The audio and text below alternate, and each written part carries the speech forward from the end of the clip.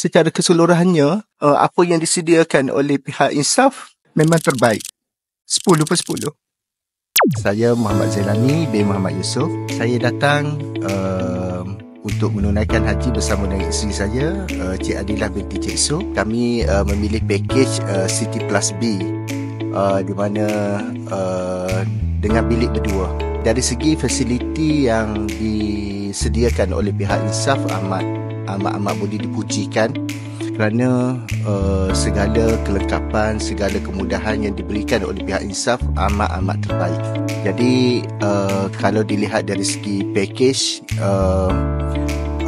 bermula daripada apabila kami sampai di Madinah, terus datang ke Mekah, lepas tu pergi ke Aziziyah, dan seterusnya kami menunaikan haji dan balik semula ke Aziziyah, dan seterusnya ke Mekah, dan insyaAllah pada lusa pagi kami akan pulang ke Malaysia.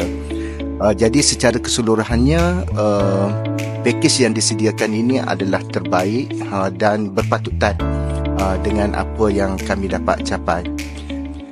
Dari segi pelaksanaan kami menunaikan haji, cabaran pada masa kami mengerjakan haji memang boleh dikatakan amat berat, kerana kami terpaksa berjalan kaki daripada Muzdalifah ke Kemah Mina, dan seterusnya kami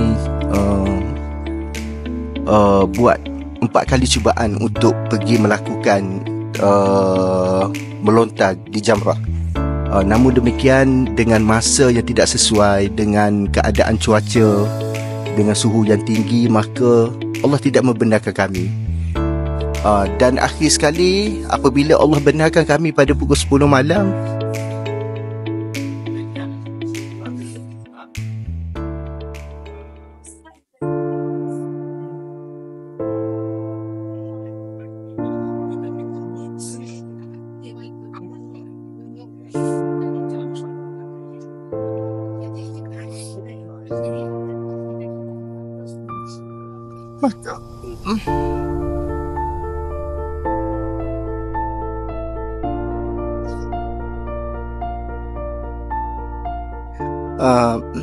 maka baru saya tahu bahawa dengan apa yang Allah tentukan pada masa pukul 10 malam, barulah saya tahu bahawa kemampuan saya untuk melakukan melontar di Jamrah hanya diberikan setakat itu. Kerana kalau saya pergi pada siang hari,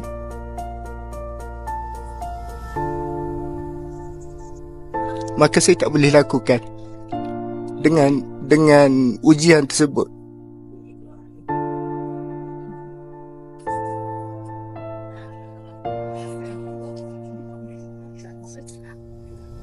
Di situlah saya melihat, kerana saya berpandangan bahawa setiap ujian tu adalah berbeza di antara individu. Jadi bagi saya, haji ni memberi satu perkara yang paling berharga bagi saya, untuk saya lebih mendekatkan diri kepada Allah Subhanahu Wa Taala. Insaf dulu baru trouble, langkah kita penuh yakin, impun jadi nyata, gaya terus ke destinasi.